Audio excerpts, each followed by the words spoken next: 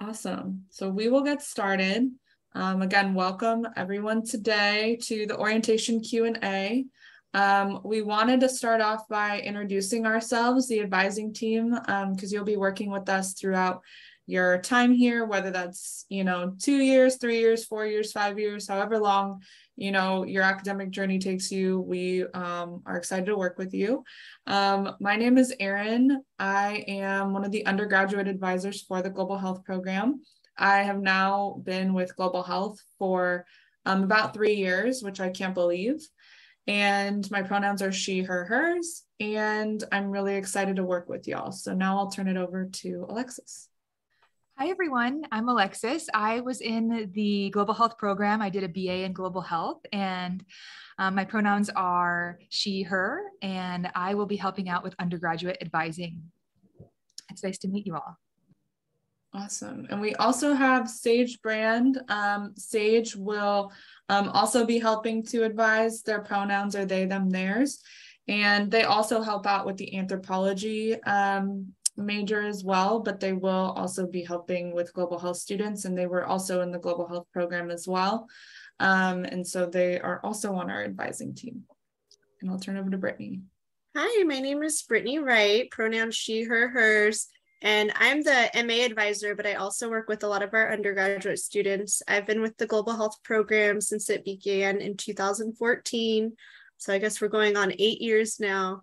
And so I work very closely with our undergrad advisors. So there's going to be times where I'll step in to work with you, or if you have any questions about our MA program, a 1-year program, then I'm here as well for assistance on that. And we'll have an info session in fall quarter for anyone who's interested. Great. So just wanted to put a name to the face. You've probably seen our emails or you've seen some back messages. So now you know who those are coming from. We wanted to just go over a few goals that we have for today. We definitely wanted to cover the online video orientation topics and just review that is part of kind of this orientation component. It is in 2 parts. We also wanted to review academic advising and what that's going to look like, and the types of different advisors that you're going to have at UCSD, as well as tips for fall 22 enrollment. I know that that's typically around this time of year, a lot of new incoming student questions surround that. So definitely we'll go over that, and then we'll definitely save a ton of time at the end for any Q&A you have, where you can ask any questions you have based on the videos or in global health in general. But we wanted to start with recapping the online orientation video series. So we did send out emails throughout the last, I would say, month or so, covering these topics. So major requirements, the honors program, field experience, double majors and minors with global health. Some of you are pre-med and pre-health, so definitely going over information for y'all that applies to. And also research, study abroad, careers, and tips for success. These are all videos that can be found on our YouTube channel, which we will put in a link in the chat in a bit. But we definitely encourage going back and watching these videos if you haven't done so already, mainly because a lot of common advising questions are answered through these videos. And so we definitely, encourage you to go back and review that when you can. So yes, definitely take a look there. And I think this slide is just, please review these videos when you can. We do have some scattered throughout the website as well, and it's also on our Global Health blog, but you can also access it by Googling Global Health Program orientation videos typically, but again, we'll put it in the chat in a bit. So then I'm going to turn it over to Brittany to discuss academic advising. Okay, so at UC San Diego, you have 2 different advisors that you'll be working with for your academic journey. You have a college advisor, and then you have a major advisor. So your college advisor is someone you're going to go to, and especially as a freshman, you'll probably be working more with a college advisor because they're going to help you with your GE requirements, helping with transfer courses and petitions for your general education requirements. They also are really valuable at dictating the university policies. So you have questions about a policy, they're going to be the ones that you would reach out to. For your major advisor, you're specifically going to be reaching out to them for anything pertaining to your global health major. Oh, can you put up the next? There we go. So we also handle petitions, but you would only submit a petition to us for your global health major. If it's for something else like a DEI requirement or a transfer course equivalence, that would be handled through your college. And global health actually has a really easy online petition process on our website.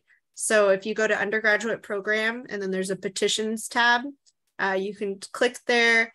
And so, for example, if you have a transfer course that you would like to apply towards global health that hasn't already been articulated onto your academic history, the university has an agreement with several other California institutions. So if you took a global health related course at a local community college, when you transfer that course to UC San Diego, it'll show the UCSD equivalent on there. But say that isn't the case, then that's when you could submit a petition for your major. But if you're submitting a petition to have, Anthropology 1 fulfill a GE requirement, that's going to be your college advisor. And you would communicate with them through the virtual advising center. So for the major, one thing to clarify on transfer credit, since I brought it up, is that you could only, all transfer coursework from a community college comes over as lower division coursework. So even if it was an upper division community college course, when you transfer it here, it comes over as lower division. So if you're in the BA, there's very few lower division requirements for the major. If you're in the BS, there are more. So some courses like biology, chemistry, and whatnot, you may have some of those courses that are applying. And then we also advise, so if you're going to do a double major in global health, which is something you probably wouldn't work on so you have to have 90 units for a double major. So at that point, you could come work with us on that. And additionally, the field experience requirement. And then applications for special studies or anything to do within the global health program, that's when you'd come to us as your major advisor. And how to contact us. So the most common way to contact us and the preferred method is to send a message in the virtual advising center. The only time that you would not contact us in the virtual advising center is when you're requesting to make an appointment. So you would email ghpadvising@ucsd.edu, and you'll include this information: name, PID, brief description of your needs, and 3 appointment times that work for you. So right now we have remote appointments over summer, and we'll have updates on our fall advising guide as we get closer to the beginning of the quarter. And one thing to mention, I guess, regarding advising as well, is some of you may not have access to your previous records yet. And we'll let you know if you ask to schedule an appointment with us. We don't want to misadvise. So we can give you general information, but we prefer obviously to have your most up-to-date coursework so that we can advise appropriately, and so you're not taking a class that you've already previously taken at a prior institution. So just also wanted to include that in there.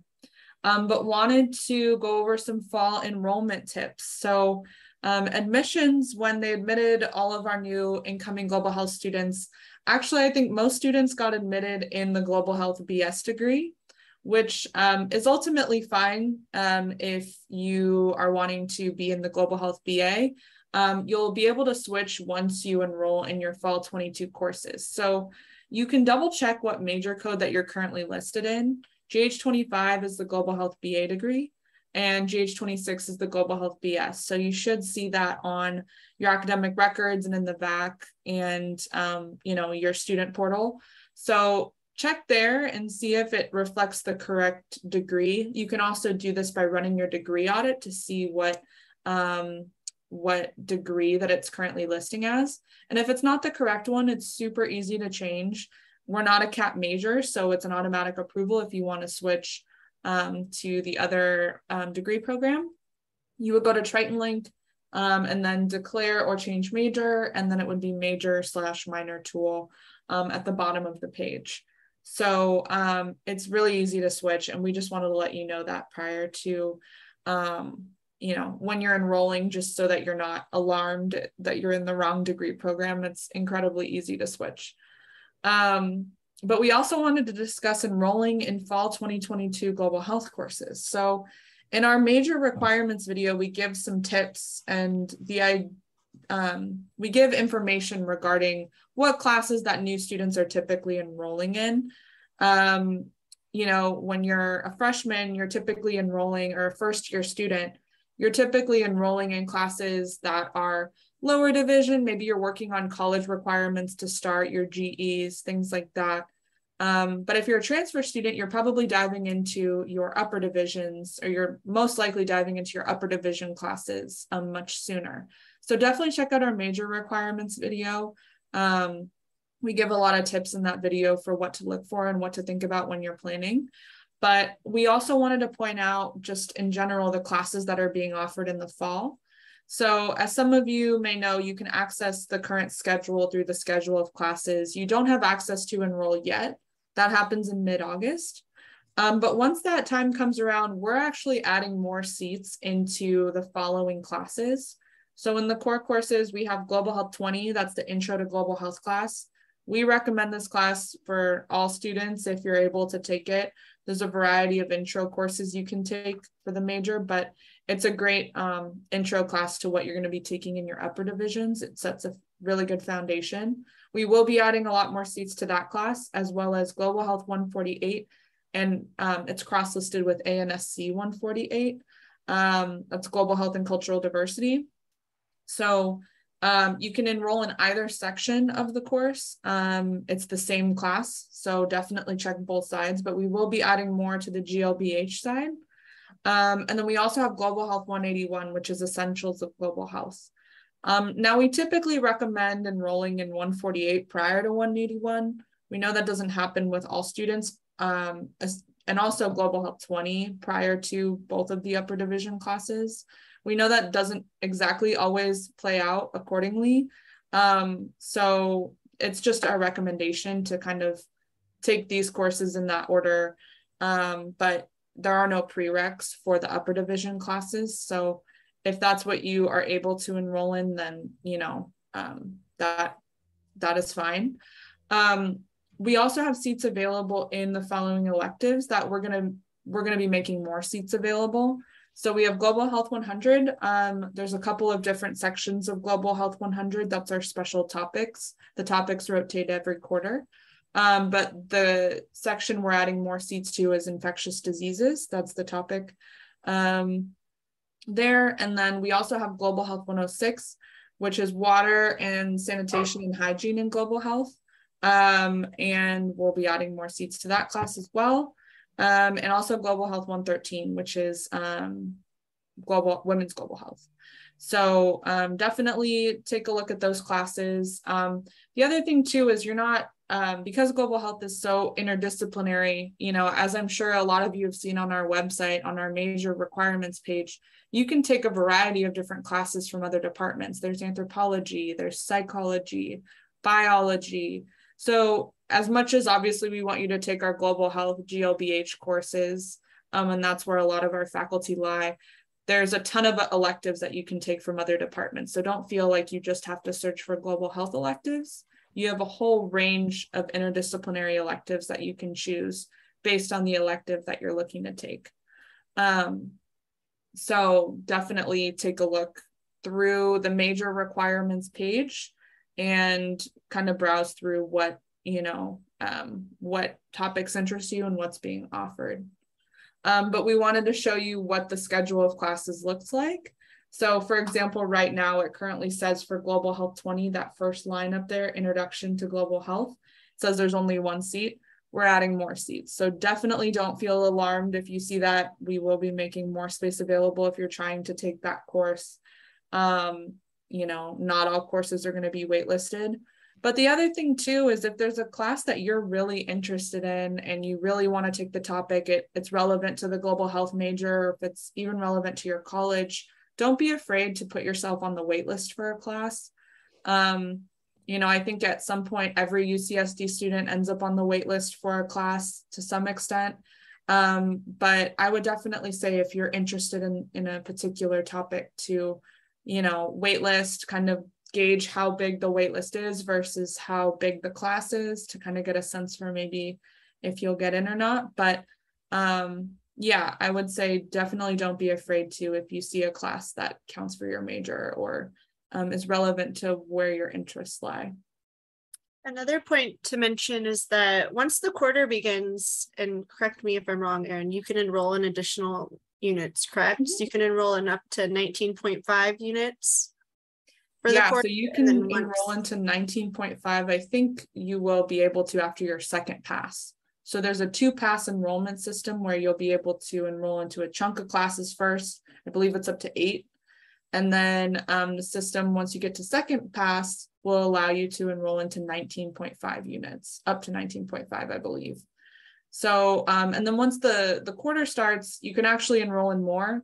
We don't recommend that for your first quarter, but you can enroll in more classes and always drop classes later if you're trying to see, if you're going to be getting off the wait list in a class, but you want to, have a class as a backup. You would just want to pay attention to add drop deadlines, things like that.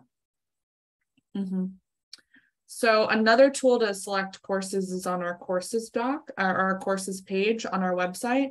If you go to the undergraduate tab up here, and then there's a course drop down, it's the one titled courses. So I would definitely recommend using the fall 2022 major BA, major BS documents, because what we've done here essentially is taken every requirement that you need for global health and listed the courses for fall 2022 that fall under that category that are being offered. Because like we said, global health is extremely interdisciplinary. So sometimes a department will offer a class in fall quarter, sometimes they won't.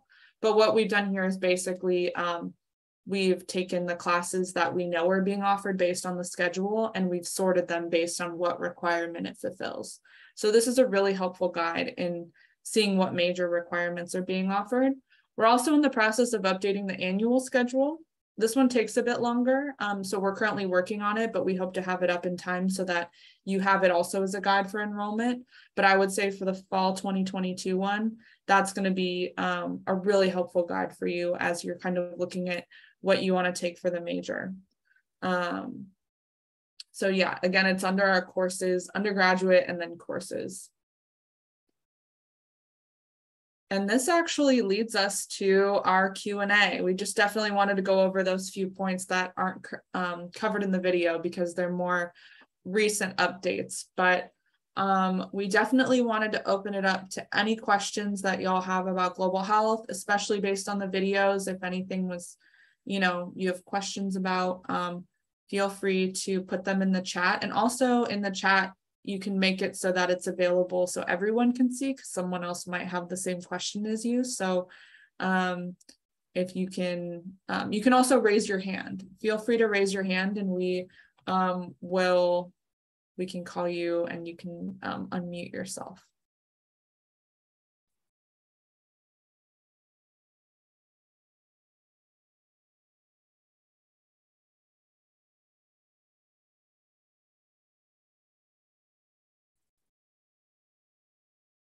Any questions?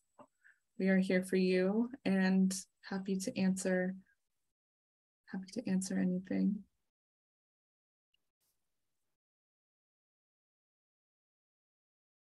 Okay, as you're thinking of questions, or if you're kind of racking your brain for what you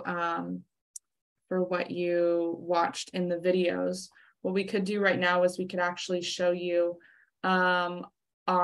the resources that we pointed to on the website. So definitely the courses page, just to give you a full view of the fall classes and how this can be used. So it's a Google document, so you should have access to it. And if for any reason you're not able to see it, you can send us an email and let us know. But like I said, we break it down by the type of requirement, which is typically listed in blue, or actually it can be listed above too. But for example, for the introductory courses for the Global Health BA, So in fall, Global Health 20 is being offered, as well as HILD 30, History of Public Health, and FMPH 40, Introduction to Public Health. We also list the instructors. So if you want to look up the instructor and kind of see what, who's teaching it, and maybe you want to look up some previous reviews or like their syllabus on their home department's website, you're welcome to do that as well. It looks like we do have a question. So Danielle asks, what was the exact date we can start to enroll for classes? Was it August 6th? I am going to pull this up on my other page here, but I believe, I have it on my own calendar. I believe that it depends on if you are an incoming first year student or if you're an incoming transfer student. So incoming incoming transfer students, I believe, begin registering on the 17th. So you should have in on your academic record, and I think you can see this through your portal or through the VAC, what your enrollment time is, your like specific enrollment time, and what time you can start enrolling on what date. So you should have that specific time frame there. So for transfers, it looks like the 17th is when the first pass starts.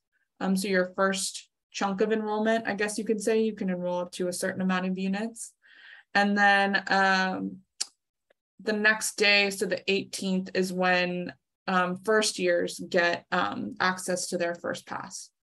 As for second pass, if you're a transfer student, you will get access again to enroll for your second pass on August 22nd. And if you're an incoming first year, your second pass is going to be on the 23rd, August 23rd. So a little around a month before classes start, you'll be enrolling. So you will have time to edit and adjust. And once you even get to campus, like say your first or second day, there's a class that opens up that you really want to take, or, there's a class that you really don't want to take, you can edit your schedule up to a certain date. And we can talk about add and drop deadlines as well. It looks like I got another question. I think they're being sent to me as direct messages, which is fine. I can read them, but we have a question from Kaylee, which is, what's the difference between the Global Health BA and the Global Health BS, and will career paths be different? That's a great question. We do go over this in our major requirements video, but I don't know if Brittany wants to kind of discuss the career path aspect between the BA and the BS. Brittany's been around for since the beginning of the global health program, so she can really attest to like their main differences and if career paths are any different. Yeah, definitely. So ultimately, they can both get you to the same endpoint in career. If you're going to be a pre-med student, it makes sense to take the BS track, since you'll be incorporating a lot of those lower division courses that you'll need to apply for medical or PA school, nursing school, such as the bio, the chem series, the stats and whatnot. And so the BA track, it incorporates a little more of the medical, social sciences, and humanities. So you'll still be taking a blend of the biological sciences, the policy and whatnot. So it's going to depend on what your strengths and your weaknesses are and what you want to get out of the program. So we've seen students from both degree tracks end up in the same jobs, or we've seen for students, for instance, if they want to get into things like program management, health policy and law, maybe it makes more sense to do the BA track because you don't have interest in understanding the biological processes that it entails within our BS track. So ultimately, you could get started on one track or the other and switch, within the first few years of your programming. So, because a lot of the courses do overlap. So for your lower division courses, you would take our Global Health 20 course, and that applies for both degrees. But we do, a lot of the students in the BS track do take the pre-med route, or they're planning to apply to graduate programs, research-oriented PhD programs. So it really is just up to what you want to get out of your education, and kind of thinking about what your next steps are. So yeah, Erin's showing you on our career page. If you go down, you can see where a lot of our students are going after the program. So we have a list of not only employment, but also what graduate and PhD programs they're in. And this list is ever growing. We are still a decently new program compared to some of the programs at UCSD that have been around for decades. So we're starting to see a lot of our alumni data coming through now and seeing where our students are going. So it really is up to the student. And again, if you're going a pre-med track, it makes sense to do the BS. If you're thinking of medical school, the thing about the global health major that is very attractive to medical school is its interdisciplinary approach. So it shows that not only can you communicate research, can you understand, the social epidemiological aspects of healthcare, and you can blend all those together. So that's something that is very attractive, whether you're in the BA or the BS. We also have an honors thesis program, which all students in the BA or BS can apply for during their junior year. And that's another opportunity to showcase your communication skills, your writing skills, and also get to work with your cohort in a very small group. So it's a good opportunity to expand on those research skills. So if you are thinking of applying to a master's program or MPH or whatnot, I would definitely recommend pursuing the honors thesis track. And it's also just something that gives you another credential on your resume, on your transcript and whatnot. So that would be my advice for you. Yeah, I think ultimately, depending on your things like the classes you're taking, the experience that you pursue outside of academics, whether that's field experience or clubs, organizations, things like that, you can really take any pathway with the BA versus BS. I would say it's dependent on what you want to take while you're here, and also considering things such as pre-med, like Brittany was saying, and what's gonna, put you to the graduation finish line in the shortest amount of time. So for things of that nature, maybe the BS is more logical if you're going pre-med or pre-health, because that encompasses all of the pre-med, pre-health requirements. But that's not necessarily, you could still pursue the BA and do that. It's just, you can really go anyway with either degree program for sure. So hopefully that answers. One thing also to note is that the BA does have less courses required for it. So you'll have room in your schedule to add a minor, very likely, if you do the BA. Students in the BS, it might be a little more compacted because you're fitting in all those lower division biology, chemistry courses. So that's just something to think about. With global health, we have a lot of students who will minor in ethnic studies, anthropology, biology, there's so many different options. So a minor is 7 additional courses, and you can overlap lower division courses between your major and minor. So some students will pick a minor that they only have to take 4 to 5 more courses to complete. So that's just something that taking the BA sometimes allows you the opportunity to do. I'm definitely taking advantage of those overlaps between majors and minors, because we're so interdisciplinary. It allows global health to be a really a major that's really it complements other departments on campus. So yeah. It looks like we had a question from Jeremy, which I think Alexis may have answered in the chat, regarding the policy analysis requirement, and I'll scroll back up to this. In these types of classes, you're usually analyzing data, like comparative data on just different policies affecting human health, development, well-being, and I would say analyzing them across different regions and different areas in these courses. And so Alexis put these into the chat, but these are the typical classes that you can take for policy analysis. Usually once a year, we offer Global Health 160, which is global health policy. And so in that class, you're talking a lot about the World Health Organization.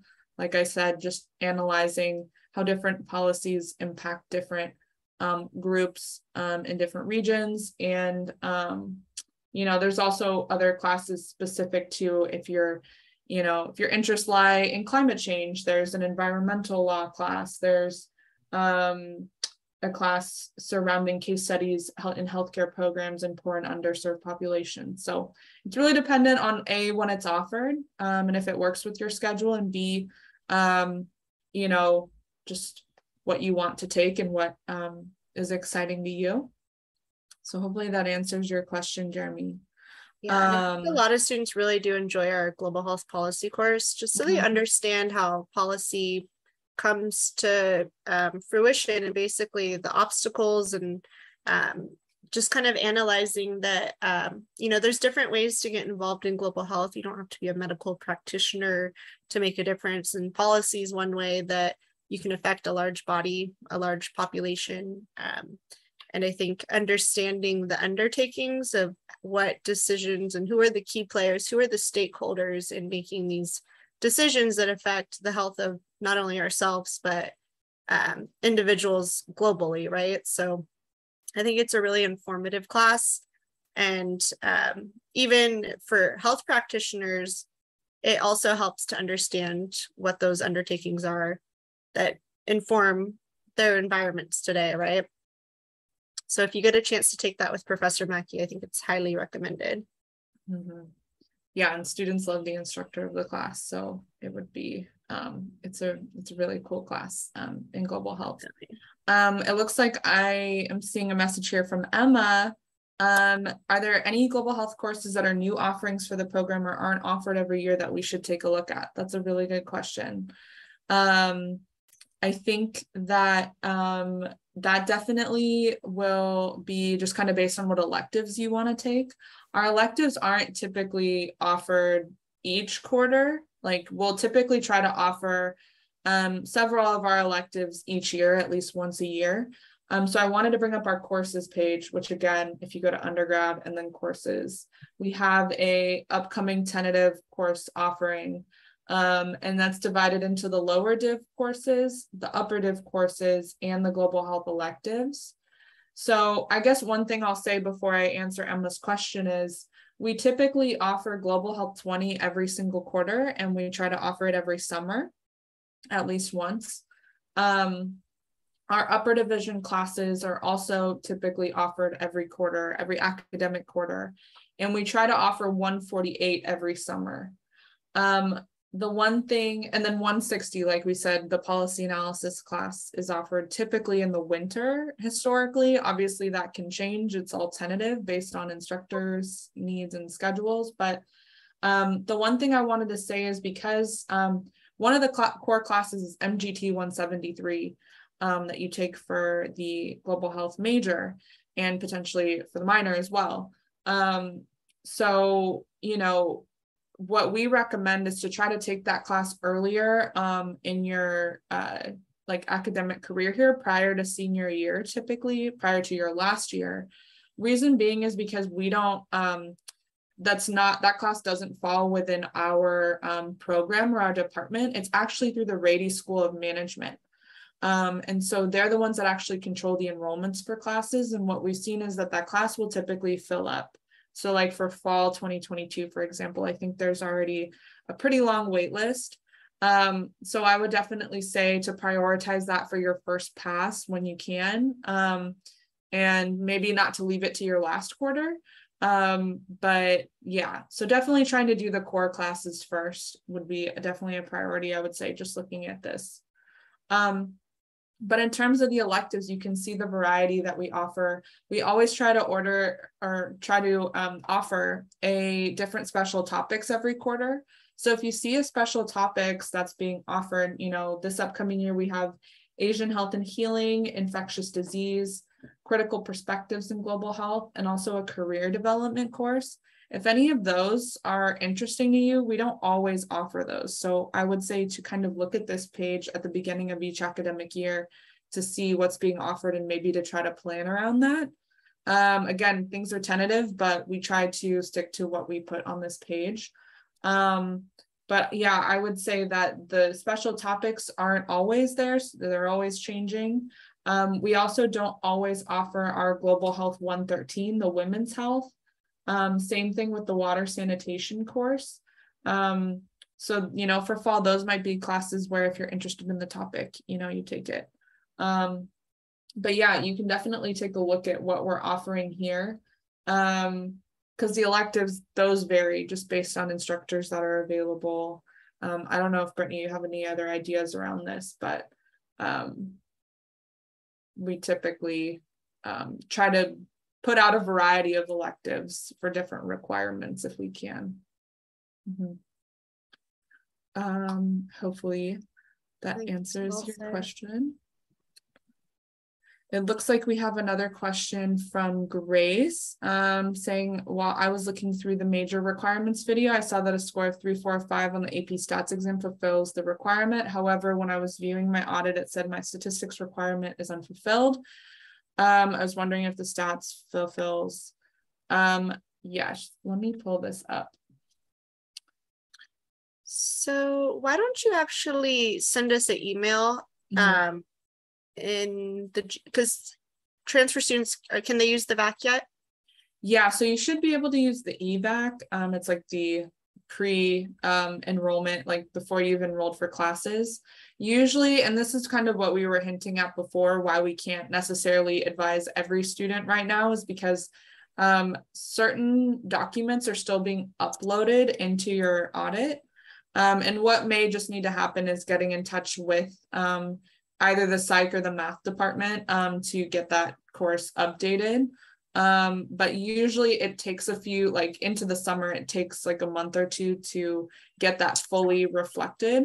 So if you know that you received a 3, 4, or 5 on the stats exam, then you've satisfied our requirement. It's just, it takes a while in the degree audit for it to be updated since they're still getting in transcripts, test scores, things like that. So, you know, I wouldn't be super alarmed. I think if you want to send us a back message, we're definitely happy to help you, point you in the right direction, or just kind of take a look to see where it might be at. It varies student to student.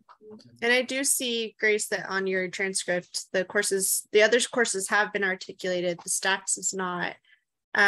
Occasionally we do have issues with the stats AP course, and you could submit a petition to the Global Health Department program to have the course counted. We would need proof that you received a 3, 4, or 5.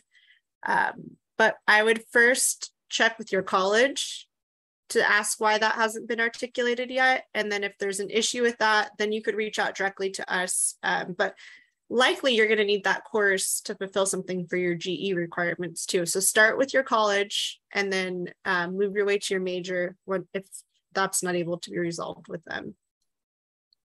Yeah. And then it looks like Danielle said, can you please repeat what class that I suggested on taking earlier? That was probably Management 173.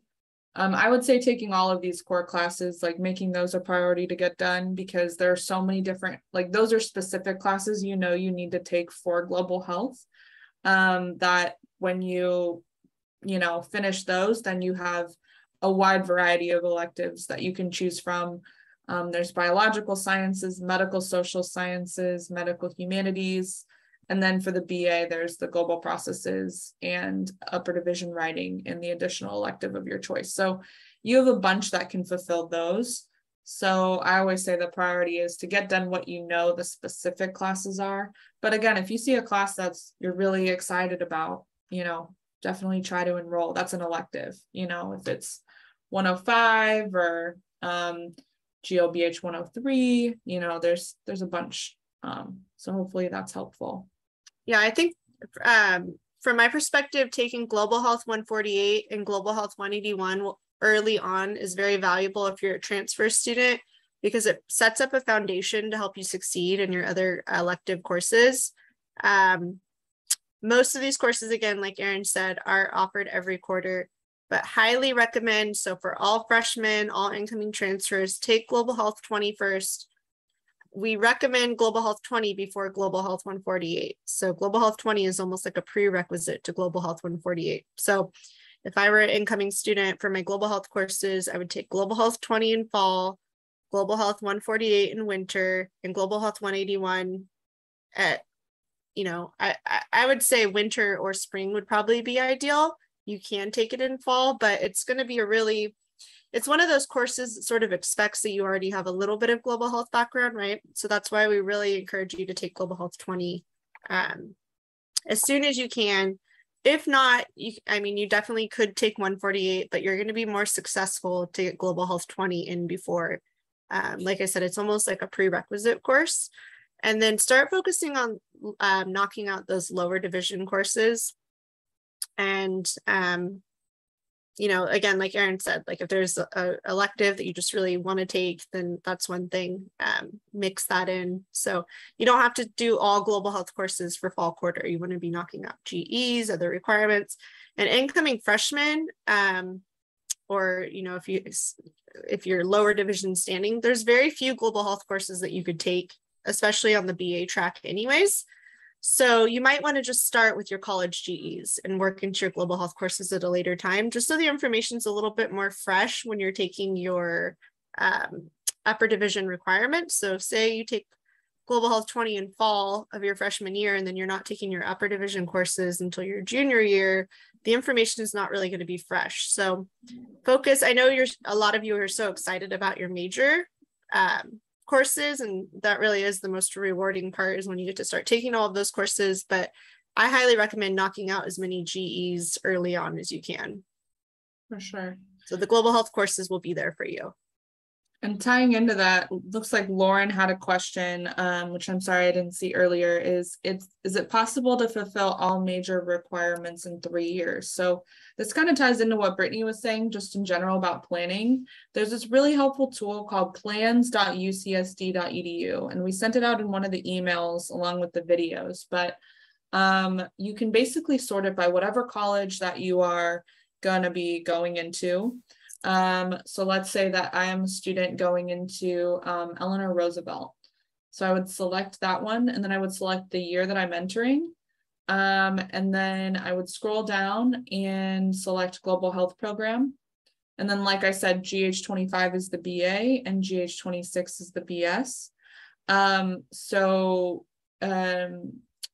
You would select one of those. So I'll select the BA degree for now.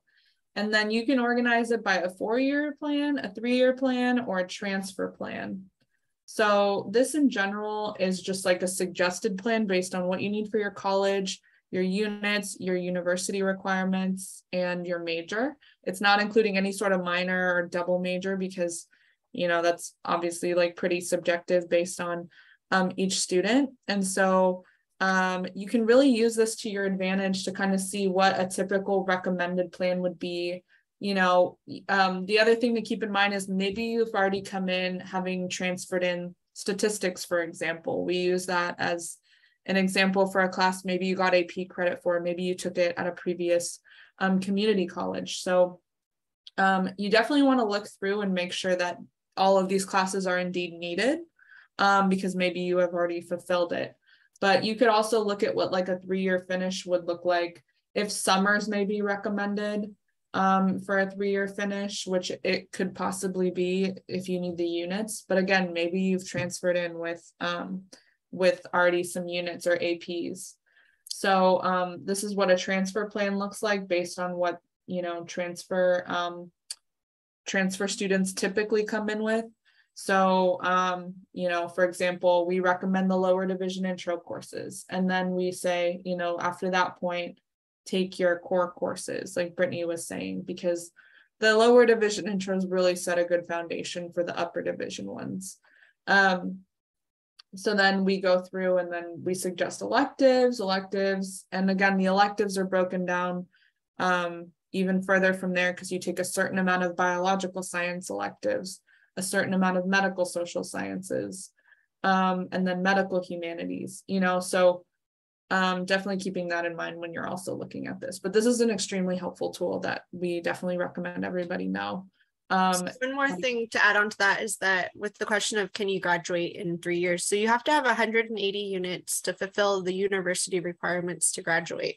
So that is condensing that into 3 years without coming in with any elective credits would be really challenging, or any units already. And let's see, so if you were trying to complete 180 units in 12, so you would be taking, if you took 4 courses each quarter, you could potentially do that, right? So you would have to just see if that's manageable for you. A lot of students taking 4 classes in a quarter is really intensive, because you're going to want to be focusing on other aspects of your other education, such as leadership, research opportunities, and whatnot. Depending on your career goals, a lot of students will get internships. So you want to make sure everything's really balanced. Otherwise, we've seen a lot of students who will really tank their GPA because they're taking on too much, and it sort of limits their opportunities for the future. And so in the chat, I also dropped the global health degree check. So that's just another thing to help you sort of pace yourself with your planning, right? So the thing is, I know a lot of you are asking about making appointments for scheduling or whatnot. So the thing is, if you're looking at a degree plan and you're looking at the schedule, as long as you're checking off a requirement for fall quarter, you're fine. So as long as you're not just taking a random course that's not fulfilling anything, which there might be time for that later down the road for you to take, fun electives or whatnot. But as long as you're completing something for your major or GE, you're in good shape. So it's up to you to look at the schedule and see, okay, which elective do I want to take? Like I said, get Global Health 20 done. If you've already taken Global Health 20 this fall or this summer, then take Global Health 148. You can do 181, or you could disperse them. The electives, the core courses can be a little more intensive, so you could space them out a little and put space out and put electives in there. So it's really looking at your planner for your college, your major, and kind of just checking the boxes on what's, we have that guide for you to follow what electives you would like to take. So really it's going to take some of you doing your own research to find out which classes you would like. And then if you have questions still, then you can reach out to set an appointment. But we really want you to learn how to navigate the resources, because there's hundreds of students, and not, you have to become a little bit self-sufficient on what classes you want to take, right? But then of course, we're here to help you navigate the process as well. So if you have any questions, you can also, we have a lot of students who will just send questions in the back. So say you just have a quick question, it doesn't necessarily warrant an appointment. You just want to know, like, would this class fulfill this requirement? You can definitely send those during the back. But Erin, when does that process start for new students? Yeah, so really at this point, we probably recommend that you try going through this enrollment cycle and choosing the classes, obviously, that we've recommended here today and in the videos. If you have questions, you can email us in the back. Again, we don't have everyone's, we don't have access to everybody's previous records. So you could send us a back message if you're interested in setting up an appointment, but we may not be able to advise to the extent that we typically do, just because it's always a weird time in the summer where we're just waiting for incoming transcripts, incoming AP test scores, things to come in. So the last thing, again, we want to do as an advisor is misadvise you on what you need, and we don't want you to take more classes, obviously, than you need to. So I would start by sending us a back message, and we will definitely let you know based on that if we're able to provide a solution to your question, either through the back, or if we are actually able to set up an appointment. We'll have limited appointments over the next week or two, I would say. So I would recommend, in the time between enrollment and class starting in September, that might be a great time to set up an appointment, just because the next 2 weeks we have limited staff availability. However, we will be online and we'll be advising students during the enrollment period. So if you have a question that comes up, you can send us a back message. But I would say for a Zoom appointment, where it's like a one-on-one 30-minute appointment, I would say definitely, you know, in between school starting or enrollment, when you enroll in classes and school starting, because you'll still have time to make adjustments to your schedule. It also, you know, for you as an incoming student, it really does help like critically thinking about the process and, you know, going through it and, you know, obviously using the resources that we're providing with you today, and also that your college is providing you, to, you know, try to do it on your own. And then we can come in and help refine that, you know, once you've selected classes. So I would say start by sending us a back message, and we can let you know if we are able to advise at this point, because it's really case by case for each student. Because like we're kind of seeing here, like some folks don't have AP credits, or some folks haven't had their transcripts fully transferred yet. And yes, so make sure to take a look at your academic history. So if all of your AP credits are listed on there and your transfer coursework, it'll have a UCSD approximation next to it. We have a video on reading your degree audit, and that's going to show you which of those transfer courses are applying towards your major or GE requirements. So it's really important to watch the video on the degree audits to understand that. It's a little bit complicated the first time you do it, but once you get the hang of it, that's really valuable to use as a tool, because that's also another degree check for you.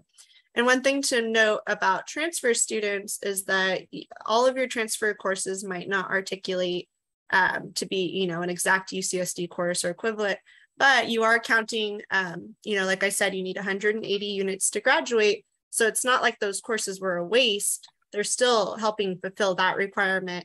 And so between your GE and your major, it usually doesn't equal 180 units. So you still have extra electives to take. So you're definitely helping with that process. So I know that's a concern that a lot of transfer students have, but your transfer courses, just from some of the students I'm quickly looking up, it looks like a lot of the articulations are showing on there. So if you took like a chemistry class, it shows what the UCSD equivalent of that class is. So for instance, our chem series is chem 6A, B, and C. So if you took your chemistry class at community college, now on your UCSD record, it should show you next to that it counts as chem 6A, B, and C. And so if that's the case, if you run your degree audit, it's going to show that that's already counting towards your major and your GE requirements. And so all of your lower division coursework can overlap between your majors, your minors, your colleges. So that's just something to keep in mind. So if your college requires chem and your major requires chem, then they're both going to be counted by the chem course. So you're not taking two different chem courses.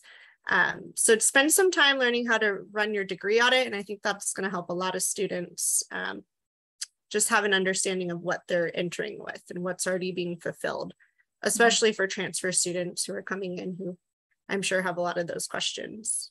And we have a guide on our global health blog, which I just dropped the link in the chat for. The blog is great for reading about student field experiences. It has a bunch of new student resources and just recaps of our events. But under our new student resources, there's a tab on how to read your degree audit. And so it just is a step-by-step how to look at it, what to look for, what it will look like when you satisfy requirements for a class. And I think that it's really helpful, because you're going to be looking at this. This is what we use to graduate students. So making sure that it's accurate, up to date, sending us a back message if anything looks a little wonky, like we are there for you and we can help you, you know, fix whatever issues are in there typically. So yeah, it's a helpful tool down there. And that's also how we will update your field experience requirement too. So it's helpful to know that as well. I'm looking to see if we have any other questions. Is the VAC available? Oh, question from Grace is the VAC available to incoming freshmen during summer? It should be. You should have access. Right now it's called the EVAC, I think. But if you go to the Virtual Advising Center, I can't because I'm not a student. So if I show you, it'll pull up student records. But if you go to, I think it's vac.ucsd.edu, it should bring you to log in, and then you'll have access to messaging. It is a bit more limited for incoming first year and transfer students, just because you haven't enrolled yet, but you'll get full access to the VAC once you've enrolled in classes, but you can ask quick questions. So I recognize some of your names in here because we've messaged either in GHP Advising or in the VAC. So students should have access to the VAC to some extent. So but, actually, Erin, it looks like first year students can access college and major advisors to the VAC starting August 11th. Cool.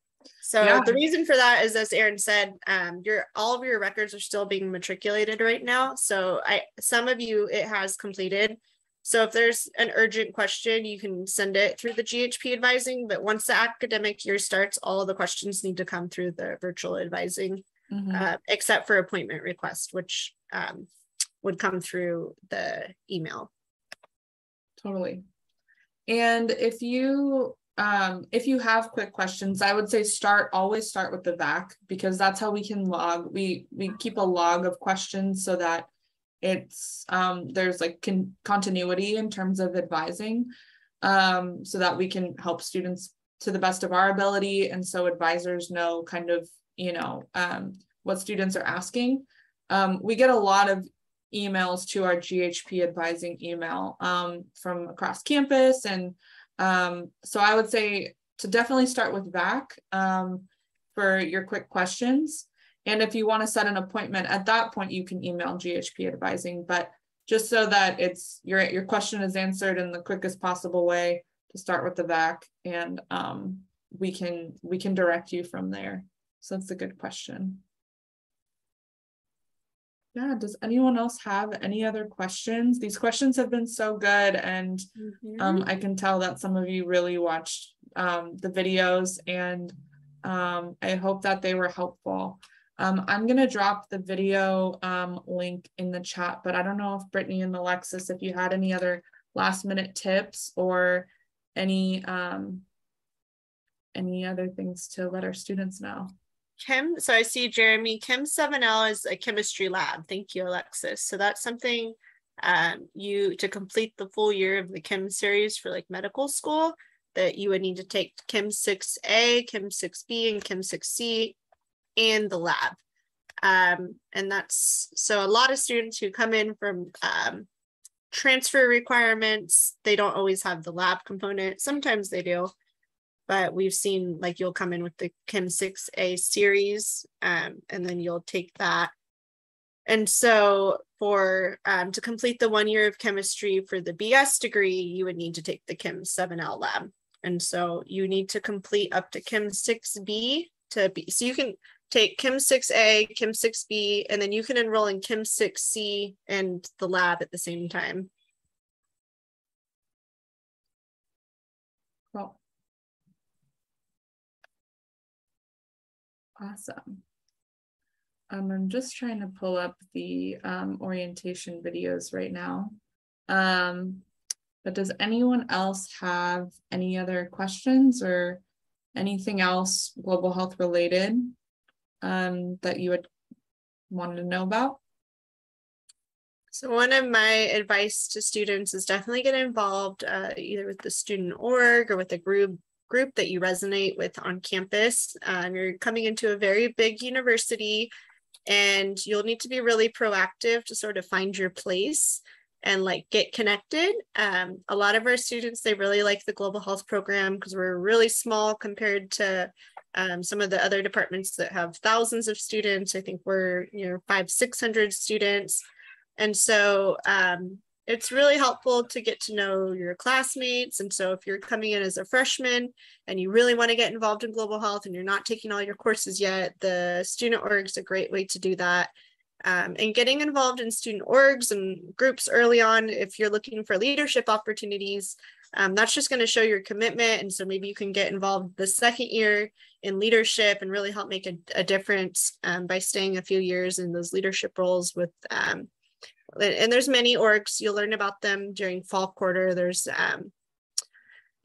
sessions on Library Walk where orgs will be promoting. We have a list of some global health orgs that we will promote during the year.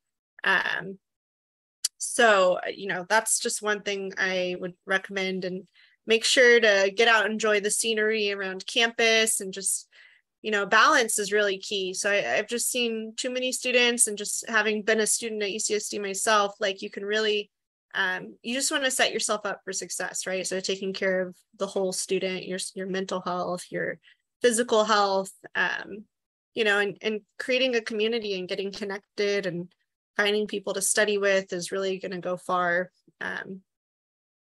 So yeah. And definitely stay tuned. We're going to be sending out the newsletters and news blasts. So the news blasts go out every single week. And also every month we have a monthly newsletter. So you'll get all the information on courses coming up, field experience, opportunities to connect with other global health students, different events going on around campus. So my advice is just to definitely read those.